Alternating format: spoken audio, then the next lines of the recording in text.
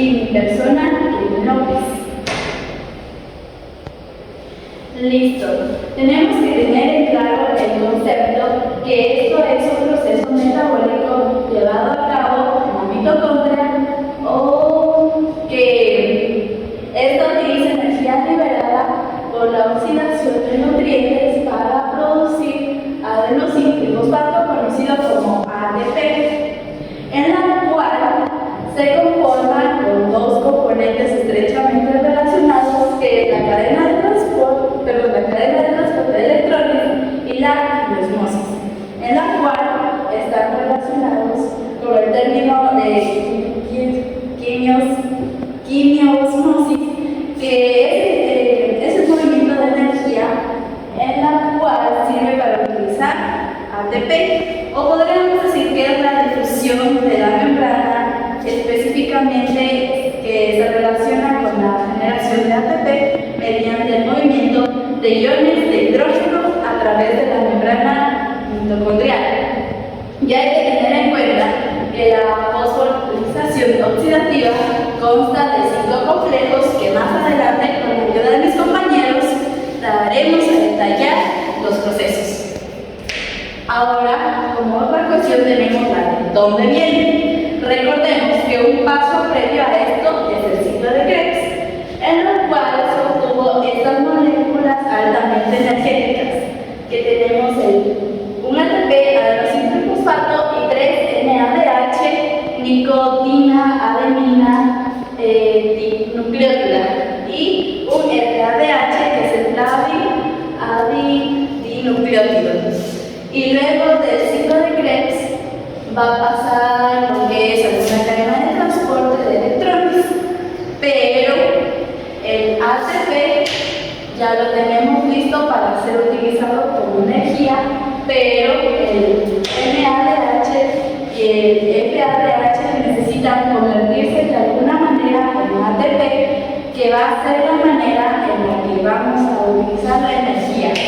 Entonces, estas moléculas van a la cadena de transporte, de la cual va a sufrir la transformación para que justamente se produzca este ATP que tanto necesitamos para poder realizar todos los movimientos de este proceso. En lo que tenemos esta de qué es, esta se puede decir que es justamente es una cadena que contiene eslabones entrelazados entre sí de transporte de un movimiento de que los electrones no se utilizan, pero va a haber un movimiento de electrones, en lo cual tenemos la siguiente imagen. Para una mejor explicación, como una tipo fábrica, para una mejor comprensión, en este caso lo que va a ser transportado van a ser los electrones. Ahora, del lado izquierdo vamos a ver qué es la materia prima, que es la NADH y el FADH.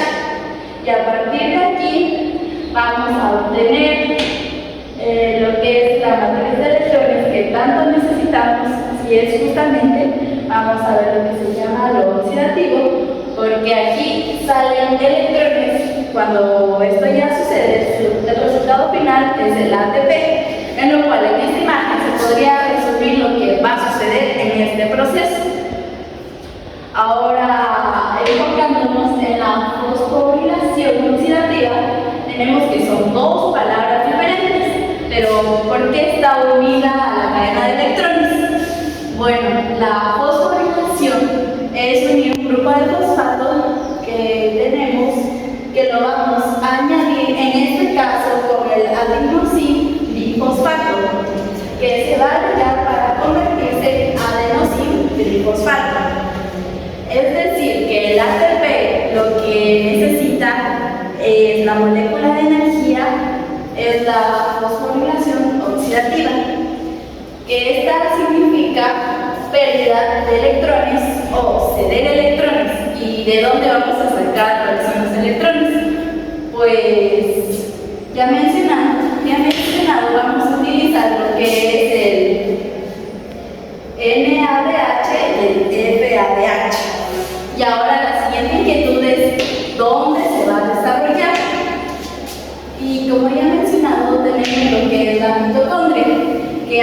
se van a dar en las crestas mitocondriales, que estas son los pliegues internos de la membrana interna de una mitocondria que definen en cierta manera los compartimentos de la matriz, y aquí ocurren diversas reacciones químicas.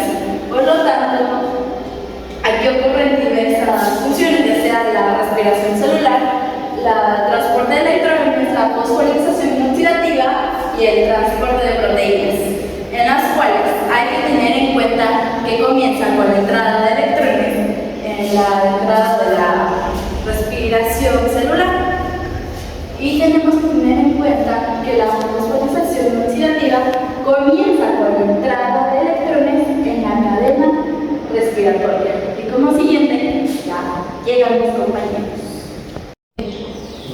La fosforilación oxidativa tiene lugar entre la cresta y la matriz, entre el espacio intermembranal. En el siguiente gráfico podemos apreciar la membrana interna de la mitocondria, el espacio intermembrana, la cresta mitocondrial, la matriz mitocondrial y los diferentes complejos que conforman la cresta mitocondrial. Tenemos el complejo número 1, que es el NAD deshidrogenasa. Como su nombre mismo lo dice, se encarga de quitar hidrógenos del NADH. Tenemos el complejo número 2, que es el succinato deshidrogenasa, que se encarga de igual manera de quitar hidrógenos del FADH. Y tenemos el complejo número 3, que es el citocromo BCI, el complejo número 4, que es el citocromo oxidasa. También tenemos la coenzima Q10, que es una ubiquinona, y el complejo del citocromo C. También tenemos el ATP sintetasa, que se encarga de sintetizar el ATP.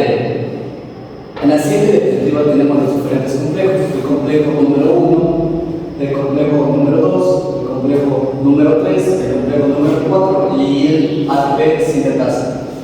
El flujo de electrones a través de estos complejos produce también un bombeo de protones al espacio intermembranal, que a continuación les vamos a dar a conocer. A continuación vamos a ver cómo es esta cadena de electrones, la cual vamos a empezar con el NADH, que es una molécula de energía, la cual se va a desintegrar en un NAD y va a proporcionar dos electrones al complejo número 1. A partir de este complejo número 1 es donde se va a comenzar el transporte de los electrones hacia los demás complejos.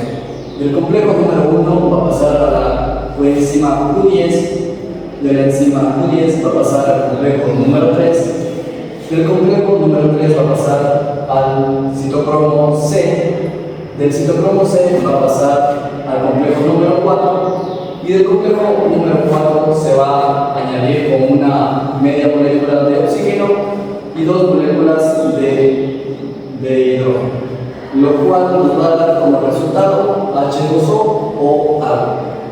Ya, cuando estos electrones se estaban transportando, sucedieron cosas, como por ejemplo, como pueden observar aquí, cada complejo tiene un cilindro que va a actuar como una puerta donde van a transportarse protones.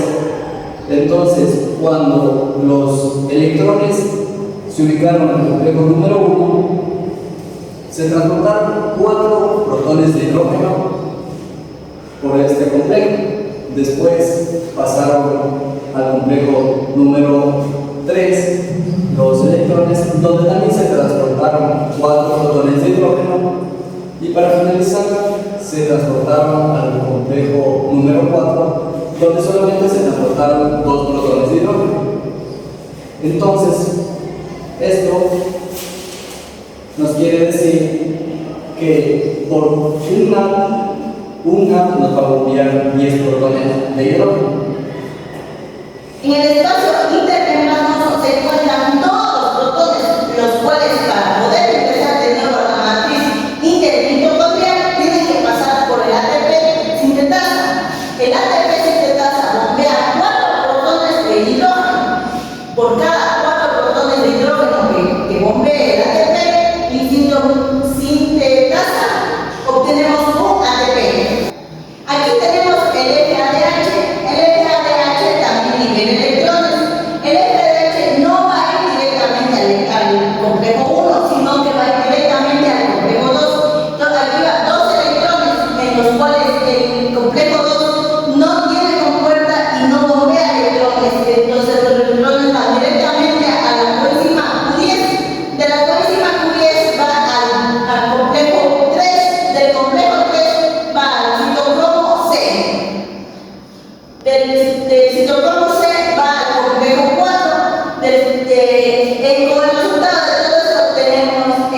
el H2